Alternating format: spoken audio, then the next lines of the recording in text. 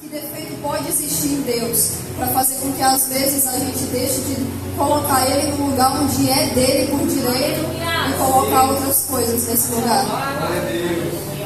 E às vezes a gente está aí e todos os dias sobem homens e mulheres de Deus nesse altar para jogar profecias para a gente, para lançar profecias na gente. Só que às vezes a gente recebe a profecia e pensa que é simplesmente ficar aí sentado, simplesmente esperar que ela aconteça na nossa vida. E não é assim que a palavra de Deus funciona. Deus é o agir de Deus aliado ao seu agir. É o agir de Deus aliado à sua atitude. É isso que vai fazer a diferença. Então, para que uma profecia se cumpra na sua vida, precisa também a gente fazer a nossa parte. Porque Deus ele não vai chegar em você e pedir para você abrir mão de algo que você não é capaz de abrir mão. Ele vai pedir para você fazer o impossível. Essa parte é com Ele. Ele vai pedir para você fazer o que é possível para você. Então, muitas das vezes você pode olhar e dizer assim: Deus está me pedindo algo que eu não posso dar. Deus está me pedindo algo que eu não posso fazer, que eu não tenho capacidade de fazer. Mas esse é você falando. Esse é você falando com qual respaldo você vai chegar diante de Deus e dizer para Ele: Senhor, não tenho capacidade. Se Ele disser que você tem, com qual respaldo você vai chegar diante de Deus e dizer um não? Se Ele diz para você: vem aqui. Deus te escolheu e isso não vai mudar. Situação nenhuma vai mudar isso. E às vezes a gente foge disso. Só que naquele momento Deus olhou, levantou um libertador no meio daquele povo. Olhou para aquele povo quando eles nem acreditavam mais, quando a mentalidade deles já estava totalmente distorcida. Era um povo conformado com a situação que eles estavam. Era um povo que quando saiu do Egito eles falaram: era melhor a gente ficar lá que a gente ia morrer, a gente ia ter onde se enterrar. É sem lógica. Mas é isso que o pecado faz com a gente. Faz a gente se conformar com um pouco. Só que você que está aqui, eu que estou aqui, a gente conheceu a verdade. Aleluia. Lá fora é um povo cego que mesmo tendo vários deuses, não abandona, não abre mão dos seus deuses, que faz tudo. Então, quão envergonhoso é a gente vir e não fazer tudo pelo Deus que já foi mostrado que existe. Pelo Deus que já foi mostrado que é real. Pelo Deus que se manifestou na sua vida antes de você chegar na igreja. Pelo Deus que fez tudo por você. E você sabe disso.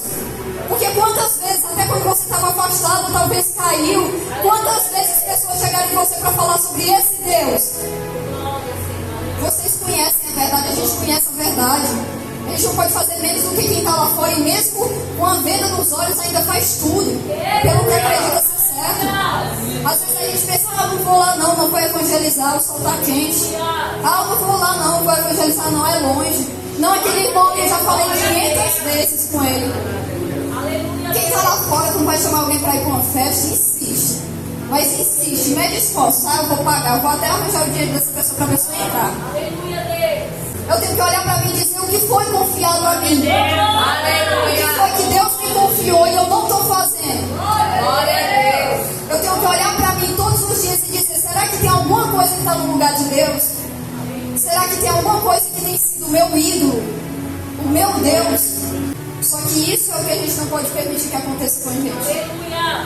Não pode permitir que a dor que você está passando, que a situação difícil que você está passando, mude o que você sabe sobre o seu Deus. Isso não pode acontecer. Porque a situação não pode ser difícil, o momento ele não pode ser o melhor de todos, mas Deus ele continua sendo o mesmo Deus. Deus dos dias bons também é o Deus dos dias difíceis. Isso não muda. Quem muda é a gente. Quem entrou na terra prometida já vinha falando há muito tempo. Já vinha essa promessa. Era de muito longe. Talvez se aquele povo tivesse entrado 7 dias depois, talvez não teria valorizado aquela terra como um povo que entrou 40 anos depois. Como um povo que entendeu que para chegar lá tinha que chegar, mas tinha que seguir agora o caminho de Deus. Que o caminho não era do jeito deles.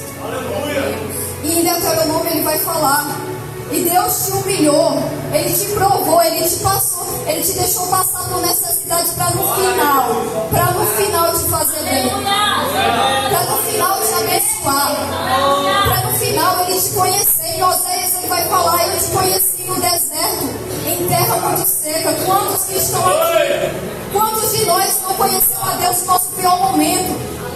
Quantos de nós ia estar aqui se não tivesse passado uma situação que fez a gente vir para Deus. Aleluia! Quantos de nós ia estar buscando a Deus, tendo vida com Deus, conhecendo mais sobre Ele, se não tivesse quebrado a cara? Se quebrado por inteiro. O trabalhar de Deus é muito além dos nossos pensamentos. Vai muito além dos nossos projetos e sonhos. Ele vai falar aqui: o poder de Deus se aperfeiçoava na fraqueza dele. A tua fraqueza é o cenário perfeito para a glória de Deus se manifestar na sua vida. Aleluia! Para a dependência de Deus começar a existir e crescer na sua vida. Glória a Deus! Isso é algo que tem que existir, dependência. Porque se não existir, a gente vem para a igreja, a gente lê a Bíblia, a gente pode até orar. Mas quando chega um momento em que tudo na nossa vida dá errado, ou um dia mau, que a Bíblia fala que é impossível ninguém passar, porque todos nós vamos ter que passar pelo dia mau, se não passou, vai ter que passar. Quando chega esse dia, se você não tem dependência com Deus, a primeira coisa que você vai fazer é questionar. A primeira coisa que você vai fazer é dizer: Deus, por que isso está acontecendo? A primeira coisa que você vai fazer é exatamente o que Adão e Eva fez: se esconder da presença de Deus, se afastar da presença de Deus. Se a gente não reconhecer quem está no trono da nossa vida, consequentemente não vai ter um arrependimento sincero. E sem um arrependimento sincero não pode ter uma transformação. Sem um arrependimento sincero não pode acontecer a transformação de pensamento, a transformação e mudança de direção. E a partir do momento em que Jesus fala para ele: olha, vende tudo que tens e dá aos pobres e me segue. Jesus estava falando para ele: agora é ótimo, você acha que está fazendo tudo certo, então agora pega o seu Deus, o seu ídolo, pega o dinheiro, joga fora e vem. E vem fazer de mim o seu Deus. E aquele jovem, ele recuou. A Bíblia vai falar exatamente assim: e ele muito se entristeceu porque era muito rico. Só que Deus não tem que me provar nada. Quando você para pensar nisso, quando você olha e diz: realmente Deus não tinha que fazer tudo o que Ele fez por mim. Ele não era obrigado a nada. Quantas vezes a gente, mesmo sabendo que algo era errado, foi lá e fez? Quantas vezes a gente ainda vai fazer isso na vida? Mas ainda assim, mesmo Ele não sendo obrigado a nos amar, Ele nos amou livre e espontaneamente.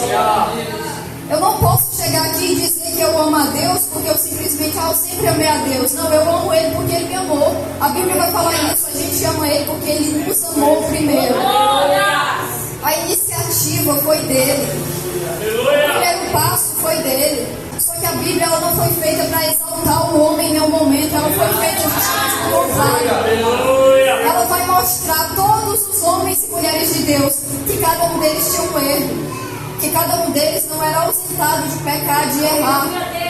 E isso não é uma desculpa para a gente pecar, não. Isso aqui é uma maneira de Deus manifestar a sua glória. De Ele mostrar assim: olha, tem homens e mulheres de Deus, desde Gênesis a Apocalipse, mas todos eles continuavam sendo homens e mulheres, e eu continuo sendo Deus. Aí você pode dizer: Amanda, mas era o povo de Israel. Era? Será que não é Deus que tem te sustentado também? Será que não é Deus que te levanta todos os dias? Não é Ele que te dá coragem para fazer o que você não consegue fazer sozinho? Para conquistar o que você acha que você conquistou?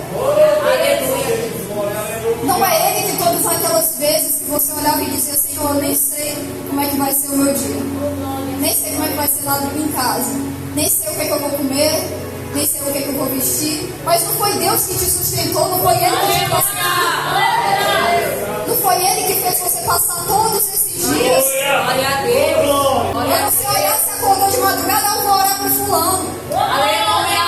É alguém chegar para falar mal de fulano, você dizer: não, peraí, que podia ser eu caído. Peraí, que é meu irmão na fé, é da minha família também. É isso que vai fazer com que a pessoa que está lá fora olhe e diga assim: eu podia ser julgado, mas ao invés disso estão me olhando diferente. Muita gente não consegue ficar na casa de Deus porque se sente julgado, mesmo que não seja. Quando ela chega, ela olha e começa a olhar e pensar: está todo mundo me olhando, julgando por isso e aquilo. Olha, a partir do momento que você foca os seus olhos nessa palavra, você vai entender que independente se tem alguém te olhando, te julgando ou não, é essa palavra aqui que vai mudar a sua vida. Aleluia. É só essa palavra que importa. Porque essa daqui é a palavra que verdadeiramente vai se cumprir de um jeito ou de outro. Em todas as respostas Deus diz: por amor a esses 10, eu não destruiria aquela cidade. Você está entendendo por que sua oração vai ser assim? Você está entendendo por que na sua casa talvez ainda não aconteceu destruição por causa do joelho que você deu nessa segunda-feira? Por causa da oração que você faz no seu quarto? Glória a Deus. Talvez mesmo olhando a sua família e vendo um caos acontecendo dentro da sua casa, você olha e diz assim: parece que minha oração não surte efeito. Porque ainda tem problema, porque ainda tem dificuldade, porque ainda está um caos na minha casa. Mas eu te digo que se tua oração não chegasse nos céus, talvez ela nem existisse. Talvez nem tivesse mais família. Não dá pra gente simplesmente querer que Deus esteja com a gente nos dias ruins, se a gente também querer estar com Ele, na presença dEle, na casa dEle, nos dias ruins também. Isso não existe. O Senhor vai me visitar na minha casa, mas eu não vou na tua. Isso não existe.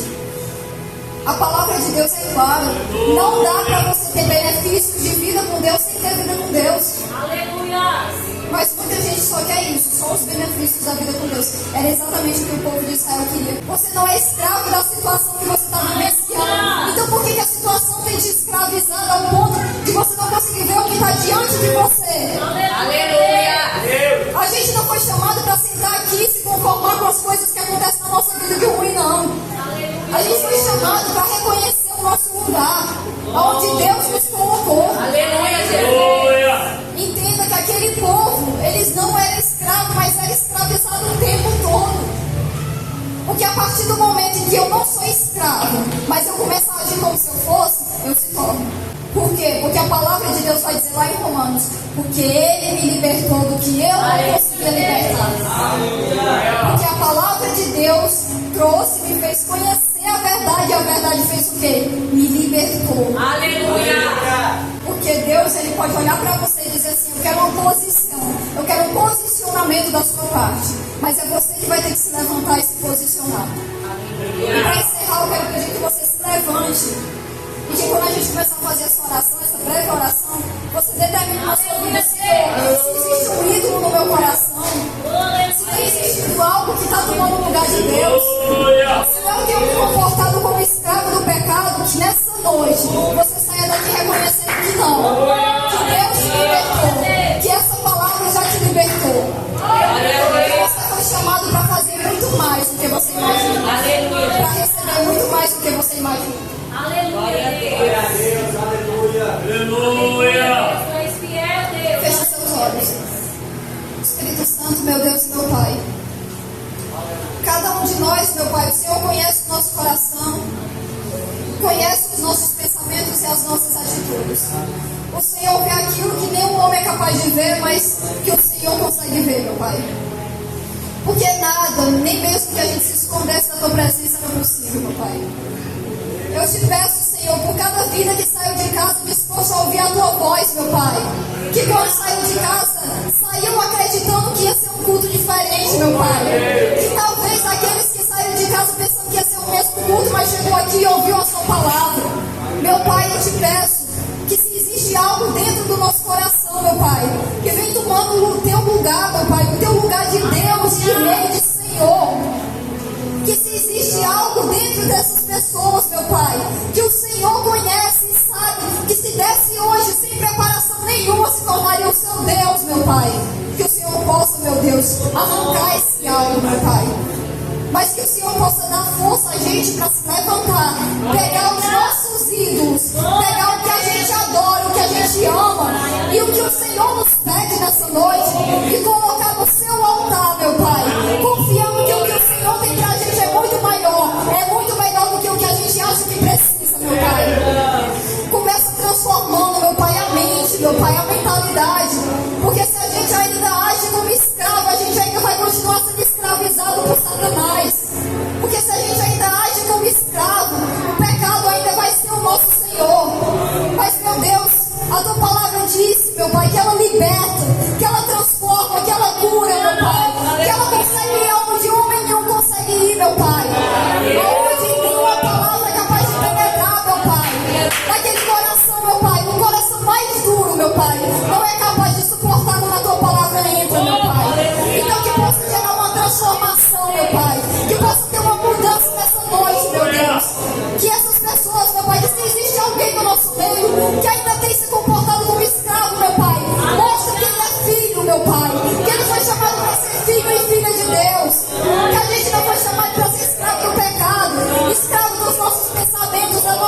atitudes, meu Pai.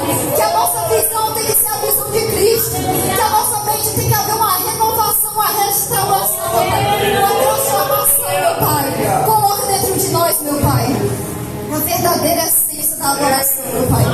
Coloca dentro de nós, meu Pai, o fazer, mesmo sem ter força, mas vai fazer o que tem que fazer, meu Pai. Coloca dentro de nós disponibilidade, meu Pai, para fazer aquilo que é difícil ser feito. Mas tudo aquilo que o Senhor nos pediu, a gente é capaz de entregar. Então que nessa noite, meu Pai, a gente possa entregar os nossos filhos. Que nessa noite a gente possa entregar o nosso objeto de adoração e amor, meu Pai. Para que quando a gente sair dessa porta para fora, meu Pai, dessa cesta profética, meu Pai, o que regue no nosso coração, o que esteja acima de tudo, meu Pai, seja a Tua presença, meu Pai, seja a Tua palavra. Para que quando a gente voltar para casa, meu Pai, agora os ídolos estão quebrados, meu Pai.